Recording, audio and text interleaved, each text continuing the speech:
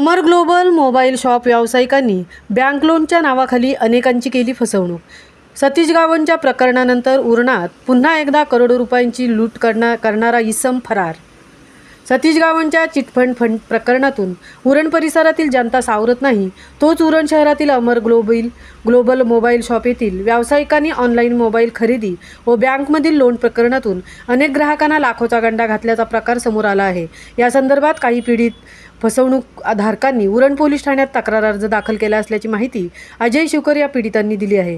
या प्रकरणात पीडित अजय शिवकर यांनी आपली कशा पद्धतीने फसवणूक झाली आहे ते सांगताना म्हटले आहे की मी घरगुती खर्चासाठी 15 ते 20 हजाराची गरज होती। मी माझ्या मित्रांना लोनविषयी विचारले तर अमर केंद्रेला माहिती होताच तो स्वतः माझ्याकडे येऊन त्याने मी हे काम करतो असे सांगितले। तसा तो माझा आधीपासूनच परिचयाचा होता। त्यांनी सांगितले की मी मोबाईलद्वारे शेकडो लोकांना लोन दिले। तशी त्यांनी त्यांची लिस्ट दाखवली। मी विश्वासाने त्याला माझे सर्व डॉक्युमेंट्स दिले।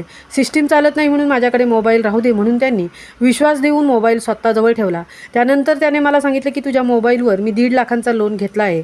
एवढी रक्कम तुला नको आहे तर तू फक्त 20,000 ठेवून 1,30,000 मला दे, रिटर्न दे, बाकी सगळे लोनचे हप्ते मी स्वतः भरेन। त्याच्या गोड बोलण्यावर आणि त्याच्या मित्रांच्या सांगण्यावरून विश्वास ठेवून मी 1,30,000 रुपये त्याला ऑनलाईन परत केले। परंतु दुसरा महिना आल्यावर हप्त्याच्या तारखेला त्याने मोबाईलचा हप्ता भरलाच नाही। उलट माझ्या अकाउंटमधील सर्व पैसे हप्त्याच्या रूपाने काढून घेतले। त्यानंतर मला समजले की माझ्या नावावर एकच नाही तर अजून 4 लोन काढलेले आहेत। त्यात एक 1.5 लाखाचा कॅश टर्म लोन, एक 1.5 लाखाचा मोबाईल, एक 50,000चा मोबाईल, एक 60,000चा लॅपटॉप अशी 5 ते 5.5 लाखांची फसवणूक केल्याची घटना उघडकीस आली आहे। या संदर्भात मी उरण शहरातील अमर ग्लोबल मोबाईल शॉप व्यावसायिकांच्या दुकानाकडे आपल्या फसवणूक झाल्याची माहिती घेण्यासाठी गेलो असता सदर शॉपचा शटर बंद असल्याचे दिसून आले। एकंदरीत माझ्याप्रमाणे जवळजवळ 300 जणांची फसवणूक झाल्याची माहिती समोर येत आहे। या प्रकरणी आम्ही पोलीस ठाण्यात तक्रार अर्ज केला आहे।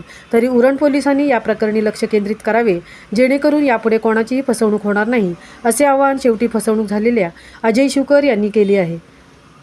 महामुंबईसह अनंत नारंगीकर, उरण।